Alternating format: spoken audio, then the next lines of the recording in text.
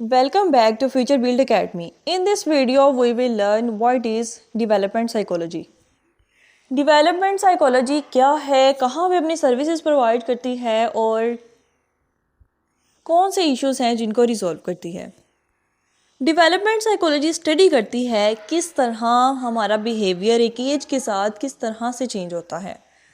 For example एक बच्चे की बात कर लेते हैं। जब एक बच्चा ऑलमोस्ट 2 to 4 ईयर का होता है, उसको नहीं पता कि ये चीज़ मैंने खानी है, ये चीज़ मैंने नहीं खानी।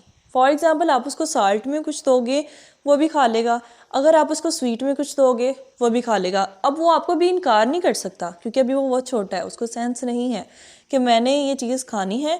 और आप उसको दोगे तो वो हर चीज़ को मुँह में डालने की कोशिश करता है, लेकिन अब वो इनकार नहीं अभी आपको कर सकता कि ये चीज़ मैंने नहीं खानी, क्योंकि अभी उसके पास उसका टेस्ट नहीं है, अभी उसने खाया नहीं होता उसको। फॉर एग्जाम्पल आपने बच्चे के पास फर्नीचर पॉलिश रख दी है। अब बच्चा क्या करेगा, उस फर्नीचर पॉलिश को पकड़ेगा, टच करेगा, अपनी फिंगर लगाकर उसको मुंह में फिंगर को मुंह तक ले जाएगा, क्योंकि उसको नहीं पता कि ये चीज़ खाने वाली है या नहीं है। उसको भी इतनी सेंस नहीं है, वो वहाँ पे ये रिएक्शन देगा कि वो उसको भी मुंह में डालने की कोशिश करेगा, बट वो उसके लिए नहीं ठीक। अभी उसको नहीं पता, ये हमें पता है क्योंकि हमारी एज का फैक्टर और है और उसकी एज का फैक्टर और है। लेकिन ये बच्चा अगर जब 7 to 8 ईयर में जाता है, 7 to 9 ईयर में जाता है, देन उसको अंदाज़ा होना शुरू होता है कि मुझे ये चीज़ नहीं लेनी, ये चीज़ अच्छी नहीं है, इट्स नॉट गुड। ये उसको 7 to 9 ईयर में जाकर पता चलता है कि ये चीज़ मेरे लिए नहीं ठीक। देन फिर वो आप उसको स्वीट देंगे तो अगर उसको स्वीट अच्छा लगेगा तो वो स्वीट खाना शुरू कर देगा। आप उसको साल्ट देंगे तो वो साल्ट खाना शुरू कर देगा, बट वो आपको किसी चीज़ से इनकार भी कर सकता है कि मुझे, क्योंकि वो जानता है उस एज में कि इसका टेस्ट अच्छा है या इसका टेस्ट बुरा है। सो डेवलपमेंट साइकोलॉजिस्ट बेसिकली इसी चीज़ को ही रीड कर रहे होते हैं और इसी को स्टडी कर रहे होते हैं कि किस तरह हमारा बिहेवियर एक एज के साथ चेंज होता रहता है। कि पहले हमारा बिहेवियर कुछ होता है, जैसे ही हम 2 to 4 ईयर में थे कुछ था, 7 to 9 ईयर में गए वहाँ हमारा बिहेवियर कुछ था। जब हम लोग 18 to 24 तक की एज में होते हैं, हम लोग बहुत मेच्योरिटी लेवल पर होते हैं, हर चीज़ को कैच आउट करते हैं, अंडरस्टैंड करते हैं कौन सी चीज़ हमारे लिए ठीक है, कौन सी चीज़ हमारे लिए नहीं ठीक, हमें अंदाज़ा होना शुरू हो जाता है।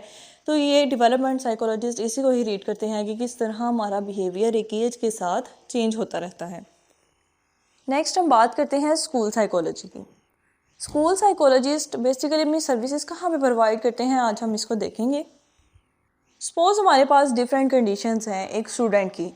पहले तो ये कि स्टूडेंट की एकेडमिक स्किल्स बहुत वीक हैं, जिसकी वजह से जब वो एक क्लास के अंदर होता है, उसकी एकेडमिक स्किल्स वीक होने से बाकियों की एकेडमिक स्किल्स अगर अच्छी हैं तो स्टूडेंट अपने आप को बहुत ज़्यादा कमतर महसूस करना शुरू कर देता है बाकियों से, जिसकी वजह से उसका स्टडी में ध्यान ही नहीं रहता। उसकी स्टडी स्किल्स जो हैं वो बहुत ज़्यादा हिट होती हैं, वो अपनी स्टडी पे फोकस नहीं कर पाता क्योंकि वो समझता है कि शायद मैं नहीं कर सकता ये। लेकिन ऐसा करने से एक स्कूल साइकोलॉजिस्ट क्या करेगा कि वो स्टूडेंट के साथ इंटरव्यूज़ रखेगा, उनके टीचर्स के साथ, उनके पेरेंट्स के साथ, कि किस तरह से आपने स्टूडेंट को साथ लेकर चलना है बाकी स्टूडेंट्स के। क्योंकि कोई भी बच्चा नालायक नहीं होता, हर स्टूडेंट ही इंटेलिजेंट होता है। कुछ अपनी स्टडी पे फोकस ज़्यादा कर लेते हैं, कुछ के अपनी स्टडी पे फोकस नहीं करते। समटाइम ये भी होता है कि पेरेंट्स ही अटेंशन नहीं दे पाते बच्चे को, कि जिसकी वजह से बच्चा अपनी स्टडी पे फोकस नहीं कर पाता। क्योंकि अगर उसके घर में उसको रिलैक्सेशन मिलेगी, उससे घर में उसके साथ अच्छा सलूक होगा, उसके पेरेंट्स उसको बहुत ज़्यादा तवज्जो देंगे, देन ही बच्चे को पता होगा कि मुझे पढ़ना है।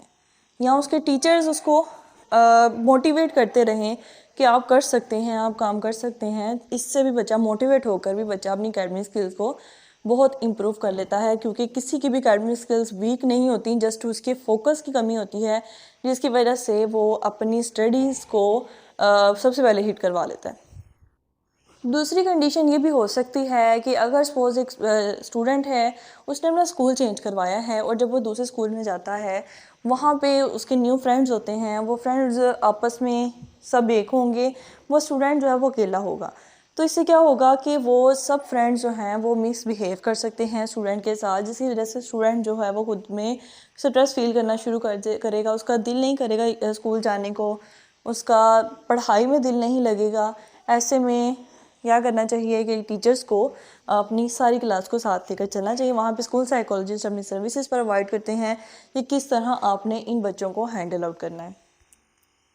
तीसरी कंडीशन हमारे पास ये भी हो सकती है कि स्टूडेंट को स्कूल में बर्डन बहुत ज़्यादा है, उस पर उसको बहुत ज़्यादा काम मिलता है, या वो उसको टेस्ट बहुत ज़्यादा मिलते हैं और उसके 1-2 टेस्ट में मार्क्स अच्छे नहीं आते, टीचर उसको डीमोटिव अगर कर दे या कोई स्टूडेंट उसको डीमोटिव कर दे तो वो दोबारा अपनी स्टडी पे फोकस नहीं कर पाएगा जब तक उसको दोबारा मोटिवेशन ना मिले।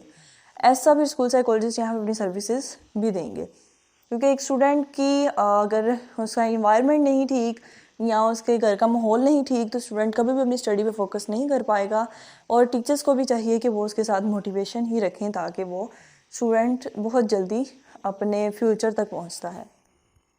स्कूल साइकोलॉजिस्ट स्पेशलिस्ट होते हैं स्टूडेंट की कंडीशनिंग के थ्रू, आगे किस तरह से स्टूडेंट की क्या क्या कंडीशंस हो सकती हैं इनके साथ जो कि इनको स्ट्रेस और डिप्रेशन का शिकार बना देती हैं। तो ये स्टूडेंट के साथ अपनी सर्विसेज दे रहे होते हैं। ये एजुकेशन इंस्टीट्यूट्स में मोस्टली स्कूल साइकोलॉजिस्ट होते हैं, कुछ टाइम ये अपना क्लिनिक्स वगैरह में भी स्पेंड करते हैं और ज़्यादातर ये अपने एजुकेशन इंस्टीट्यूट्स वगैरह में होते हैं जहाँ पे ये स्टूडेंट को सर्विसेज देते हैं कि किस तरह से स्टूडेंट को हैंडल करना है। उनके टीचर्स के साथ मीटिंग्स होती हैं, उनके पेरेंट्स के साथ मीटिंग्स होती हैं और फिर वो वहाँ पे स्टूडेंट की जो कंडीशन है उसको बेहतर करने की कोशिश करते हैं।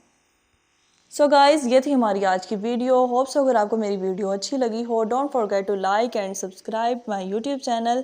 Stay connected with me for much more topics.